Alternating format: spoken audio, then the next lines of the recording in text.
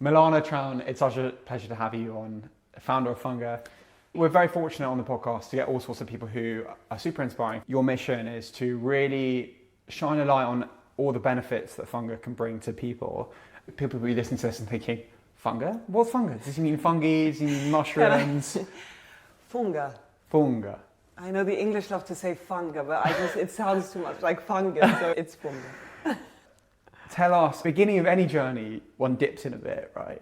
Where was that dipping in point for you in this world of Funga? So I would have to mention my first big psychedelic experience. That was in my early 20s. We're jumping in. That's where it started. Yeah, let's jump in. That's what really opened the doors of perception to me. That's really where my interest in all of these things started. So I was 22. I was traveling in Indonesia with a crazy Italian friend of mine. And he brought these magic mushrooms in chocolate form with DMT mixed inside. Strong concoction. Where is this? Is it Bali? No, this was on a little island called Sumba. Okay. Yeah, so we took a little tiny propeller plane. Nothing was on that island, except for there's this very cool surfing hotel on the south of the island, and then the rest was just nothing. Nature, beautiful waterfalls, lagoons, like all the good stuff. So the plan was we go there, we take mushrooms together, and that was basically the climax of the trip. And then I was obviously very inexperienced, and he just broke off a chunk of this chocolate that had all melted in a plastic bag, and he gave it to me. So I think I must have ingested about 4 or 5 grams, so like a hero dose. And I said to him, I can't speak to you for the rest of the day. Just please leave me alone. We were in this beautiful lagoon, one of the most beautiful places I've ever seen. And for me, I always describe this experience as a moment with God. Like the closest I've ever felt to God, and it really was a clear before and after in my life. I understood more about myself, I understood the type of life that I want to live, I understood what people in my life were giving me good energy, which ones I had to let go of. It was a moment of God, it was a moment of clarity, and it opened the doors, as I said. So that's really the start. I moved to New York shortly after. And then fast forward 3 years and I moved to Mexico City in 2021. And that was a time where I was in the middle of the pandemic and I felt like there was a big gap in the conversation around mental health and alternative healing modalities. Because I had already obviously had my own experiences with psychedelics, I just thought it was the most spectacular and interesting thing. And I felt that there was not a place online where people could learn about these topics in a very aesthetic and easy to understand way. So for me, it was like my chosen masters. I explained that to my father in that way. I just said, I'm in this beautiful country where mushrooms and alternative healing practices are so interwoven into the fabric of the culture, right? Very different from Austria, where I grew up, very different from this side of the world. So to go back to your question, there I decided to start Funga, and it was a moment of educating myself. I was very lucky there to meet from healers to facilitators to just people that are very experienced, and I learned and learned for 2 years, and all the while writing my online magazine. And give us a sense of what it is today, Funga, your platform. I like to talk about Funga like the Funga universe. So education is at the heart of Funga, and I always try with everything I do to bring it back to education. The platform exists, fungaonline.com, and then I try to do some podcasts. It's a lot of work. I haven't been very disciplined with it. I just did it as I met some interesting people, a lot of events, and now a product. A product. We like products. Just the concept, everyone's got ideas, and some flourish, some become extraordinary movements, big successful businesses, purpose, meanings, movements that help shape community and all sorts. And it doesn't matter if ideas don't flourish to being a product, but it's certainly a big statement of someone who's been able to create a product, which is exactly what you've been able to achieve. So here we have, hopefully we'll be zooming in, but your wonderful box, Funga Chocos. For grooving. For grooving. Tell us about the product. Thank you. It's a lot of love, a lot of heart went into making this product.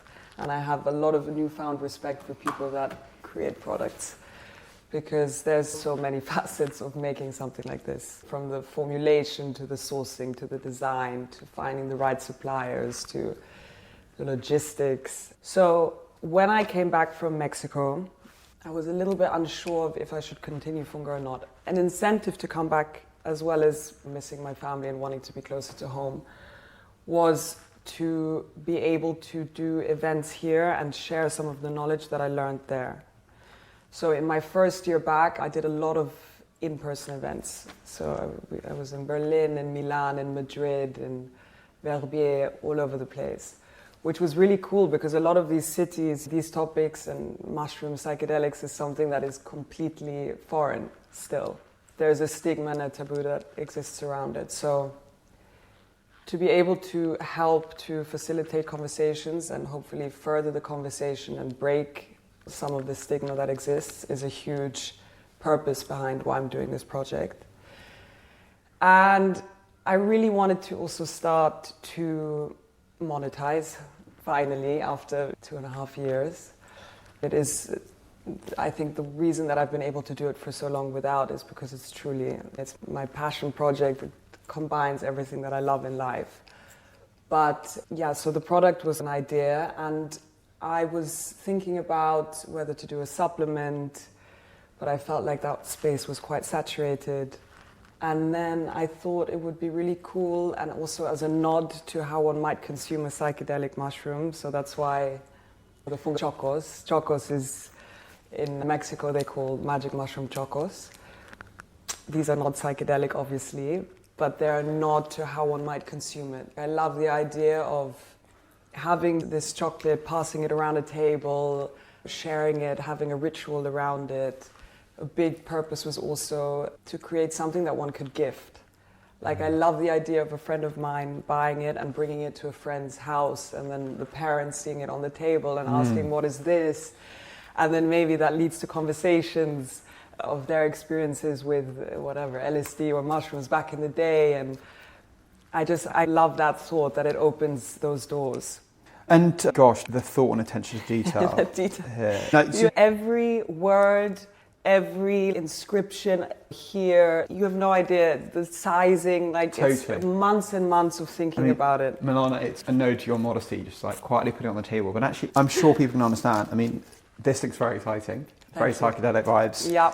I love the concept of how it almost looks like a box of matches. Yeah, and it's also, the thought was to create something that you can keep. So you have the chocolate, and then it's almost like a little treasure box. You can put jewelry in there, you can put some other pills in there. It's nice to have on a coffee table. The thought is for it to be on display, basically. And also, it's very compact. The chocolate doesn't melt, so it's nice to put it in your bag and take it out. Like, it's a fun thing when you go out. Tell us about, if a listener's thinking, I want to not pop a pill, yet munch on that chocolate, what's going to happen to them? It is the closest that you're going to get to the feeling of a microdose without it being psychedelic. I'm going to tell you about the ingredients. Yeah. Because that ties into when one should maybe take this product, or when I would suggest. Yeah. So I've infused cordyceps into this chocolate. Cordyceps is a functional mushroom. Functional mushrooms are mushrooms like lion's mane is very famous, reishi is famous, cordyceps I'm sure people have heard of. It's a mushroom that's been used in Chinese medicine for thousands of years. It's not psychedelic, but it has health benefits.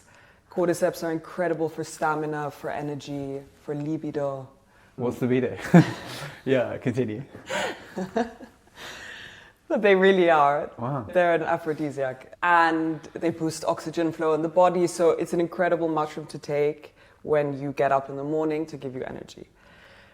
I have to say here that it is extremely difficult to come about good quality functional mushrooms. There are a lot of cowboys out there, a lot of functional mushrooms that you see in a lot of the products around. It's mycelium grown on grain, so it's not actually the fruiting body of the mushroom.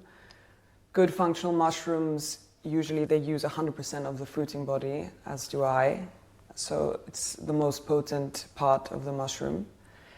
And in Mexico, I had this absolutely amazing mycologist, one of my favorite people that I've met on this journey of Funga.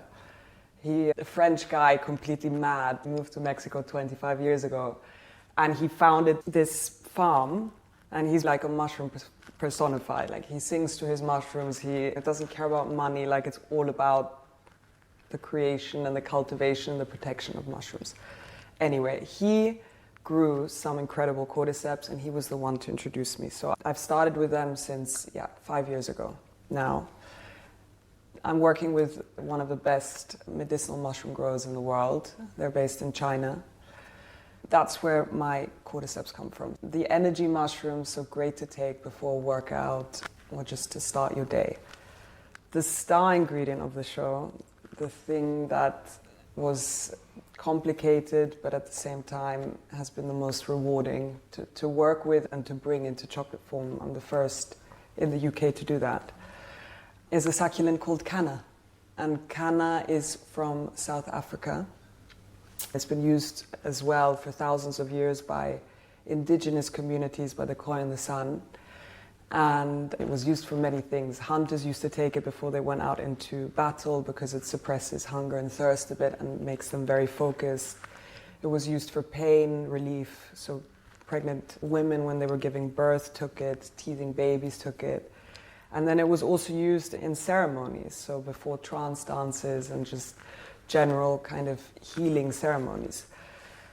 And it's an empathogen, meaning it's an extremely heart-opening plant. I know it's a concept that's probably a bit difficult to wrap your head around, like what does it mean to open your heart? But I think, for me at least, it's a difficult concept. When I moved back to London, the mantra in my head was open heart, open mind. And just to try to get more from my mind or from always being in my head into my heart. And I don't think it's a mistake. That's when I encountered this plant. So first and foremost, it's an empathogen. What it does in the brain is that it binds to your serotonin receptors. So it actually makes you feel more joyful. Like it mimics the effect of a gentle SSRI. So some people call it nature's antidepressant. So one should actually not take it if you are on antidepressants, because there is such a thing as too much of a good thing, and you can have too much serotonin in the brain. So not for people that are taking antidepressants. But otherwise, it's when you want a moment of uplift, of boost, that's a moment to take it. I love to do it. I love to do it during the day at 11 when I'm working and I want to get stuck in and get into the flow. I love to take it before I do meditation, before I go to a yoga class. I love to do it around 6 p.m. before I go out, because what Kanna does as well, it's not only uplifting, but it gives you this kind of bouncy, floaty sensation, but you feel connected, you feel focused. So you're very present in the body, and it gives you a lot of energy, and it keeps you awake also. You can mix it with alcohol. It's a great substitute to alcohol. Last year was also the year of redesigning and reformulating my relationship with alcohol, because I love it, don't get me wrong, and I enjoy it so much, but it's really bad. It's just really bad, and I think people are waking up to that reality. And I always say this to my parents, no drug makes you feel as bad the next day as alcohol does. It kills you, right? Your productivity goes down, your clarity goes down. So for the first time, I did a few months of sobriety, and I was able to do that, I think, with the help of Kanna, because you take it, you feel a little something, you feel relaxed, and then you wake up the next day and you're at your 100%. And people can buy this online? Yeah. From you? Yeah, no, what I like to say is that don't expect it to feel like a drug. It's not a drug, right? It's a plant like coffee. It's very similar to coffee. It's a psychoactive plant. So coffee or tobacco, right? You noticeably feel a difference in your state, but you're not tripping out, you're not seeing, dragons flying around. Like, you're very present, you're very in your body, and in fact, I mean, like coffee and tobacco, it aids your concentration and it gives you energy and it lifts you up. So it's something that you can take every day, or just the way that I think one should take it is more in intentional moments. What it also does, Kanna, is that over time it regulates your amygdala. And the amygdala in the brain is responsible for your fight and flight reactions. So what happens is, when you take this for a certain period, you just become less reactive to stresses in your life. And I love that, because I think that what I wanted to create is not something that you necessarily have to take every day or depend upon. Kanna it's a friend, it's an ally, it's a teacher. It's something that brings you more inside of your body. It connects you more to yourself, and it makes you see the things that you might have to work on, or where you might need a bit of help. And it aids you in that, but then you don't have to take it in order to feel the benefits. Like, it actually regulates it, and then you can just do it sporadically. I love that. If we zoom out and look at the Funga world, is quite all-inclusive. There's a lot of different functions that these components can have. You talked about us being early on the wave of this whole movement, and how you wanted to draw out what's happening in places like Mexico and bringing it to Europe, bringing it to the pockets of people around here. What do you see? Is there a clear vision for you on the optimum way that people can utilize this sort of stuff? Is it having a pill for sleep, something for when they wake up, and then something very strong occasionally to send them in this sort of very extraordinary self-discovery world? Listen, for me, I think that anything to do with nature and a return to nature is always a good idea. That's something that I really advocate for. So if I just look at my own life, like, I'm obsessed with so many different plants, and obviously mushrooms, and I think it's beautiful if you learn about them, you know about them, and you take them to enhance or help certain moments of each day. Natural is the way. So I think moving away from, obviously, and I don't want to, some people, they need to take medication, and it can be very beneficial, and I'm not here to discredit the Western medicine model, but I think that what I'm trying to do with Funga is trying to connect people back to nature, and for them to see that through that, and through something that's a bit more softer, they actually can discover and feel so much better, and know themselves better. If you look at your business now, you've got one product, amazing product, titled for grooving. Could you see yourself having one for focus, no, one for sleep? 100%. In fact, I'm currently working on the second one, which is going to be Funga chocos for dreaming. For dreaming? I'm obsessed, and this is something that I love so much about this project, which is that there's so many different avenues that I can go into. There's so many different worlds I can tap into through this project. And so sleep has been something that's been, I'm a massive sleeper. I sleep like 9 hours a night, 10 hours if I can. Yeah. And I love to dream. If there's something that I can take that can enhance my dream life, or that can help me hold on to the dreams longer, or make me lucid dream, sign me up. Have you taken stuff that affects your dreams? Oh my God, 100%. Tell us. 100%. Tell us. I think magnesium really affects dreams. I don't know if have you taken magnesium? Not enough. I take magnesium every night before I go to sleep. For me, it really enhances my dreams. Melatonin, I find, not that I would be allowed to put it in my product in the UK, but melatonin enhances dreams. But the plant that I want to work with is called Blue Lotus. Okay. And it's from the Amazon, and it's particularly incredible for enhancing dreams, but also being more present within the dreams.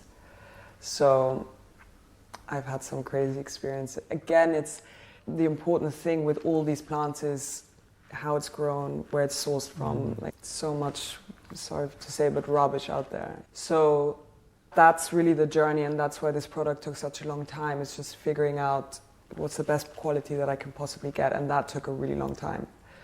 But I'm very fortunate through Funga. I've met so many people working in this plant kingdom and plant world. Yeah. So I think it's been a bit easier for me to do this because I was able to cut a lot of, I was able to have a lot of shortcuts to meet the right people. But that was very lucky. But yeah, back to Blue Lotus. So I was introduced to it 2 years ago, and from an incredible man that had brought it back from the Amazon, and a herbologist actually, and I've never had such an incredible dream night in my life. And I was like, oh, if I can just bring this and share this with more people, that would be really amazing. And then for myself, selfishly, like, just to go into studying more about how we sleep, how we dream. There's so much we don't know about what happens in our sleeping life. It's actually crazy. 1/3 of our life, we're asleep, right? No, but really, there's not a lot of information about what actually happens when we're sleeping and what our dream life means and represents. My favorite thing to do is when I wake up in the morning, every night I'm like on some sort of an odyssey. I'm going to the craziest places. I wake up. I am a morning person, like I love the morning, but I need a second. I need maybe 2 hours to just be in silence because I'm just trying to connect again to the waking life. Yeah. Like it takes me a moment to get out of it. So I probably could be a bit irritable in the morning. But my favorite thing is to do, I wake up and the first thing I do is I record my dream on ChatGPT, my #1 assistant. And I say, analyze this as if you were Carl Jung or as if you were Sigmund Freud, which is a bit more literal. And it's just so unbelievable, the symbolism in your dreams and how that tells you so much about your inner state. It's a beautiful way to check in with what's really going on inside, I find. So I've started to do that quite a lot. Wonderful. Yeah. How do you think dreams serve people? I could say that for me, it's one of the biggest sources of pleasure in my life, but I'm also lucky because I have very happy dreams. A lot of people don't remember their dreams, suffer from nightmares. I think how they really serve us is that I think just a lot is processed when we're dreaming. A lot is also just released. It frees up some space in the mind. That's the way I see it. It like works through some kinks and some things. And my cousin, for example, she once went to go see this witch, and the witch told her, she said, she went through a very difficult period in her life, and the witch said, do you remember your dreams? And she said, not really. And she said, good, because all your dreams are actually bordering probably on nightmares, because that's where you're releasing all your stress and your tension, and your body's just like processing it. So you're lucky that you don't hold on to them. But so I believe that's what's happening. It cleanses you. I think it cleanses you, yeah. I don't know, we can also get a bit more woo-woo about it. My cousin says that when you dream of an ex-boyfriend or an ex-girlfriend, it's like your souls are meeting in that state and like figuring some stuff out. I was just having some interesting dreams recently. I don't know if that's true, but I like to think that, for example, I don't know if this has happened to you, but sometimes I dream of a person that I haven't thought about in years and years, and I wake up and 2 hours later I get a message from that person. Has that ever happened? I mean, the world is so strange like that. But has that ever happened to you? Like where you'll dream of something and then, or somebody... You'll call someone, it happens quite regularly, where I'll call someone who I haven't spoken to for a few months, and they'll be like, do you know what's so weird? I literally was thinking of you this morning. Yeah, I love when that happens. Yeah, you're calling people, but that's... And that I believe as well. I believe you can call people into your orbit, but that's more conscious, but like in your dream life. Like sometimes when someone appears in my dream life and then they appear in my waking life, I find it's like magic. I'm like, something must be happening there. They're connected in weird ways. That we don't understand. And we obviously are all connected. It speaks very much to your world of the Funga world of all of that comes from beneath the ground, really. Only the mushrooms do. Okay. And the fruiting body is above the ground. Okay, fine. The mycelium is below the ground. Okay. Yeah. And that whole world there's a lot of unknowns around that. Around the mycelium network. Network, yeah. The mycelium network connects I was more talking that humans, like we are all connected, we are all, everything, we are all one. And when you take psychedelics at a high dose, you understand that concept. It was the first time I really understood that concept, although I've been doing a transcendental meditation course actually this week. And I was like provoking my teacher a little bit because she was talking about this unified field and the fact that we are all one and what that really means. And she said you can tap into that when you meditate, which is true. But I said you also tap into that when you take psychedelics, which she really irritated her because she didn't want to hear about any sort of external things that can take you to the same place. But mycelium, it looks like trees in the ground. They've got roots and it connects literally the whole world. And it's an amazing thing also that it talks to each other and it sends signals. So two trees could be standing, could be in the same, and one may be dying and it can send signals through the mycelium and basically ask for help, and nutrients will be sent back to that tree. There's definitely people listening to this thinking, what on earth are they talking about? No, can I just say... But it is true. So this whole topic and this whole conversation, you can imagine that when I came back from Mexico, after 8 months of living there, and I was sitting around the table with my parents, working at film at the time, and I said, Dad, I've got an idea. Like, I want to start this platform called Funga, centered around psychedelics for mental health. My father looked at me and he said, Milana, you're coming home today. Like, you're not going back to Mexico. This country is completely like... To the mountains. Yeah, no, to the forest more. Okay. But this country, now my daughter, she's a drug dealer. What's going on? I don't... Nothing with Mexico. And I said, Dad, let's watch a documentary together. And then if you still don't want me to do this, I won't do it. And he, bless him, was very open-minded and he said, okay. And we went to go watch Fantastic Fungi. I think it's on Netflix. It's one of the best documentaries and it just explains everything about mushrooms, mycelium. They talk about this kind of the tree, the mycelium network. And it talks a lot about also psychedelics for mental health and the incredible potential and a bit of history. And you've got professors talking, NYU, Johns Hopkins, like all these big universities, people that my father could relate to. And he was like, okay, it's not only these crazy hippies that are into these things, but this is actually a serious thing. And then he was like, I still don't quite understand what you're doing, but I trust you, and it's given me an idea, and you have my blessing. So it's a lot of chips put on the table on this documentary. Clearly everyone watched that. Yes, Fantastic Fungi. Fantastic Fungi. It's great. Yeah. So Brian Johnson had this huge experience recently. Yes. What did he take? He's done a few things. He did psilocybin, and he most recently did DMT. Which he explained is not possible to explain. I've done it. Okay. What's it like?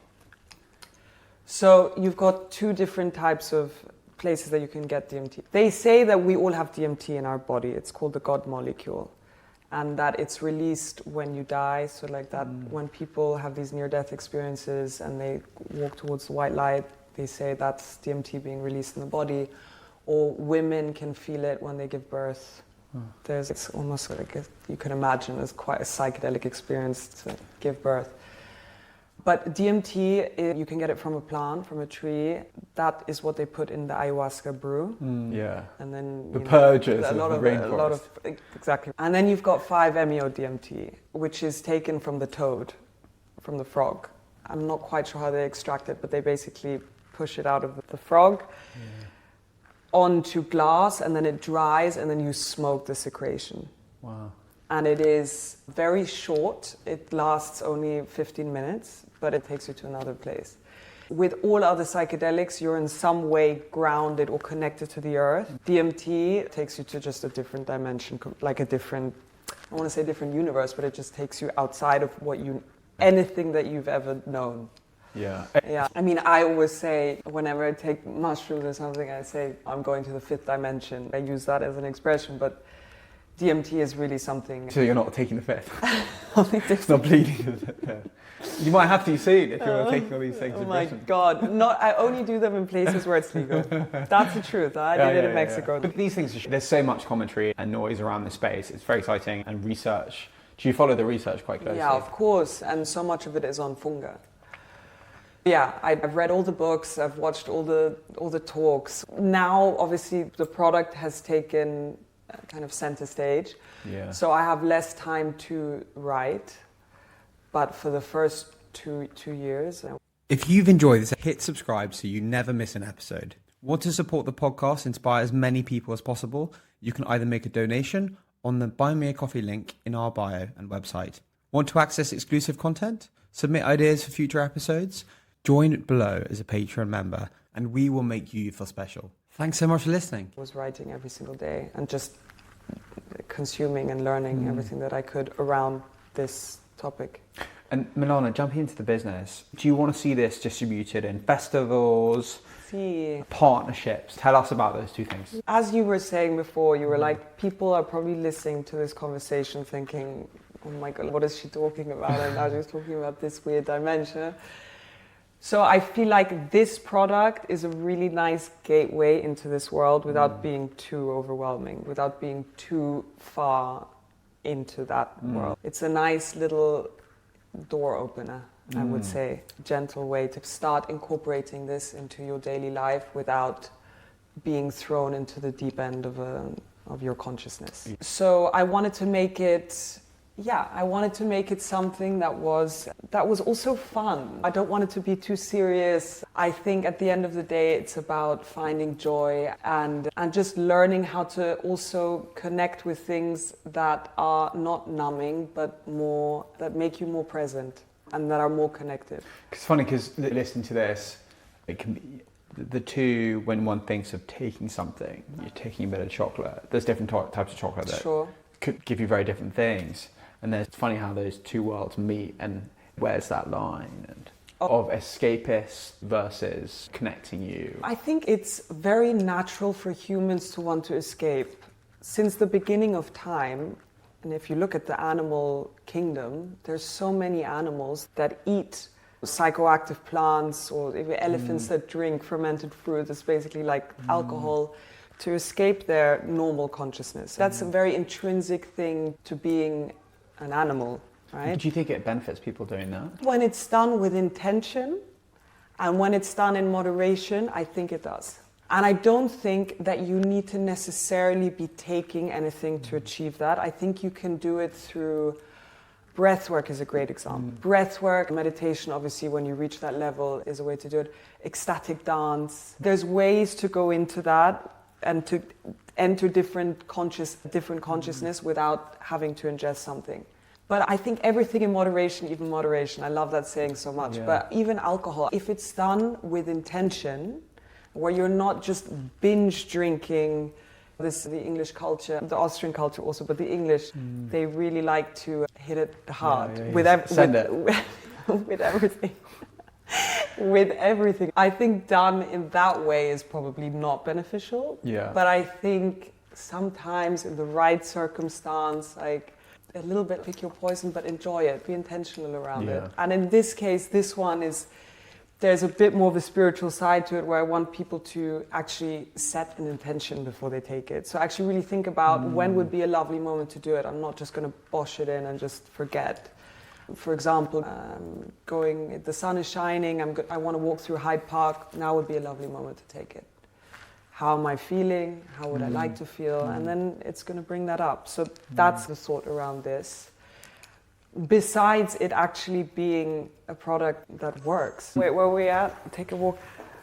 No, one thing that I wanted to say about collaborations. So it's funny because when I started this product, I had a manifestation board in my head of what would dream collaborators be. I'm not allowed to say yet, but one is going to be announced soon, which was like, for me, when I created this product, I had that place in mind. It was a huge inspiration, actually. So for them to recognize this product, want to work with it, and want to create something together was a massive compliment. And also it's just nice to have a dream or a manifestation about something and it happens. And for that connection to happen, yeah. The way I see it is I'd love to have it in bars. Right now you can get it at Dalesford. But around the corner, no? Yeah, although they don't have it in this location, but in Notting Hill, in the Cotswolds, Oh, wow.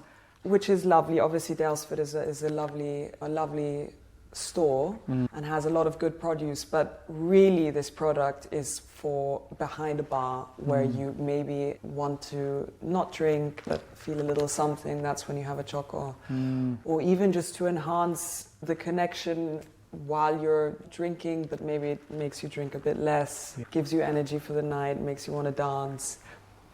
I want to see it at yoga studios. One place that I would love for it to be is Love Supreme in Notting Hill, because I think it's beautiful to do it before you do any sort of movement, especially gentle movement. It helps you go deeper. It helps you go deeper. And then hotels, boutique hotels, music collectives, would love to do. That's unrelated to Funga Chocos, but film is a huge passion of mine. I would love to do some sort of a film project around all of these things, documentary. There's so many different avenues I could go into. But lots on the list and lots of conversations are currently happening, so it's good. Milana, you've got endless curiosity, film, art, music. And your brand really speaks of that. The packaging, going on a website, or the array of amazing connections you have with so many different cultural movements, expressions. And with that, this is really your creation. So you're really painting so much about what you want. We've talked about the movement, how it affects people. It's not easy doing what you're doing. So you'll spend quite a lot of time alone, having to be your own superhero. Looking forward, what do you want to give yourself more to make this journey better for you? I'm very lucky that I'm happy to be alone a lot. Like I can spend a lot of time with myself. Otherwise, I think this would be much more difficult than it is, because it's a very solitary, it has been a very solitary existence. Despite wanting to connect to everyone.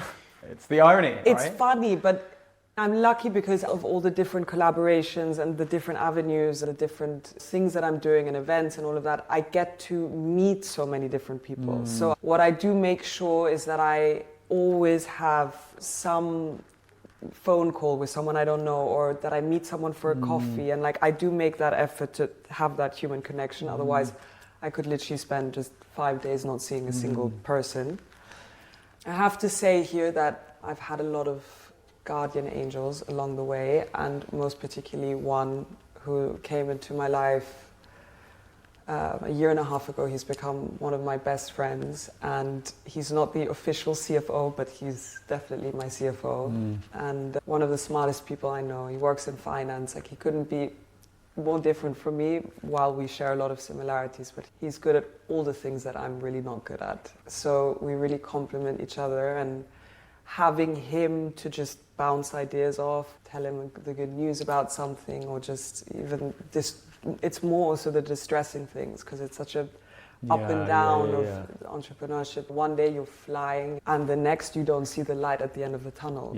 So it would be, sorry, just to finish, what I wish, I feel like Funga, one could always concentrate on, I want to make more money, I want things to be bigger, I want to be, I want everything just more. I'm really proud of all the different things Funga has already achieved, but it would be lovely to have a little bit of a bigger team. Because what I have found is that there's so many things I want to do, so I dip into all of these things, but then you can't do one thing very well. The product was the first time where I was like, this is it now. This is my 100% of my focus is going to go onto this and everything that entails. So having a bit more of a team would enable this project to grow in a very beautiful way.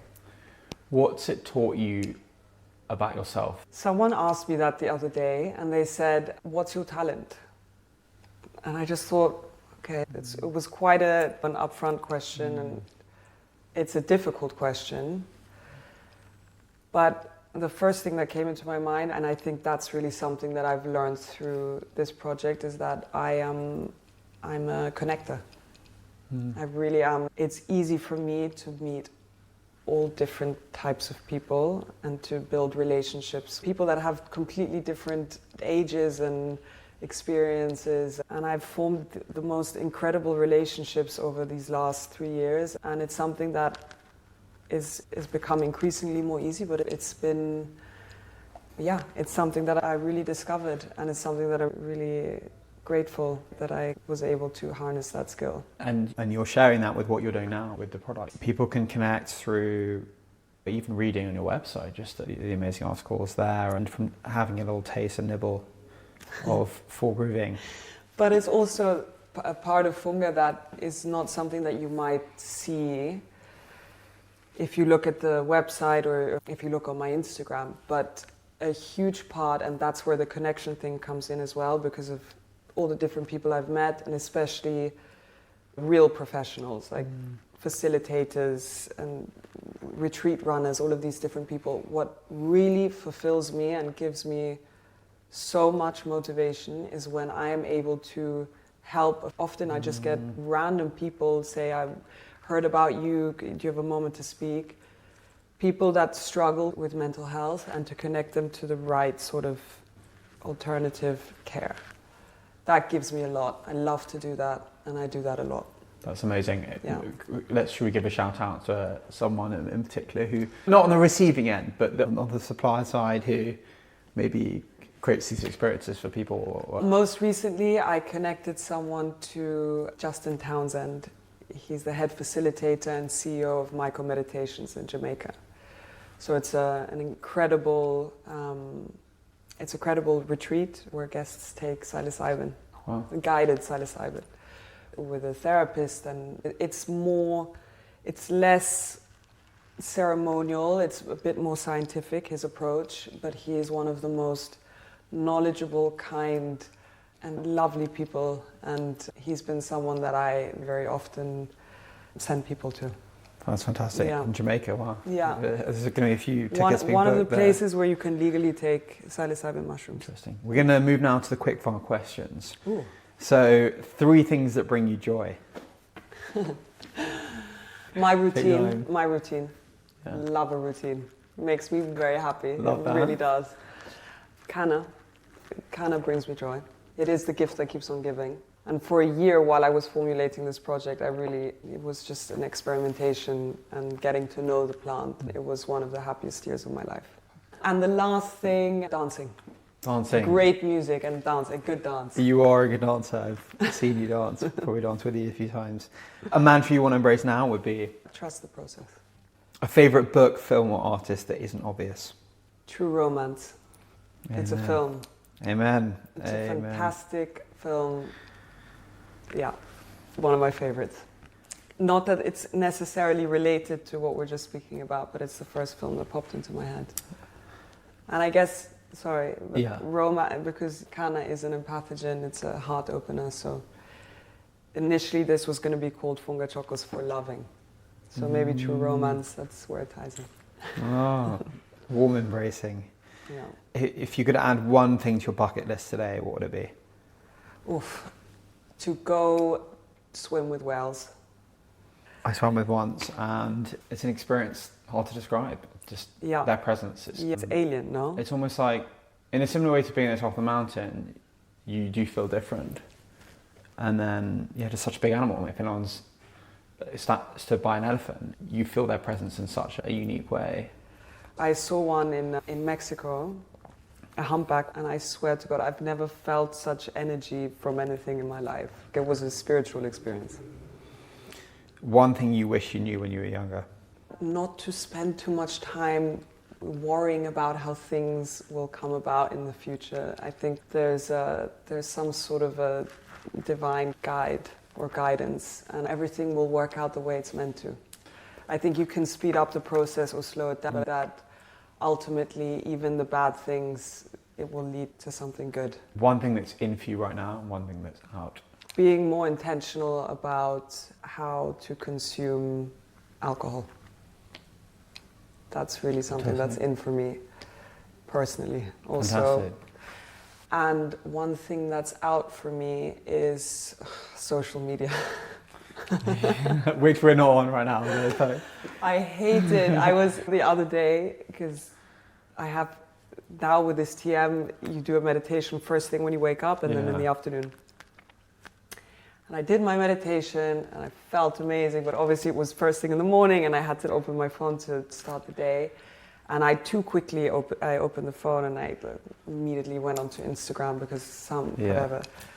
And I really felt how my energy, my mood, like it went from here to here within 5 minutes. And I felt how toxic it actually is. Trying, because I do quite enjoy it as well, but trying to be less on the phone and less on social media is, that's a goal for sure.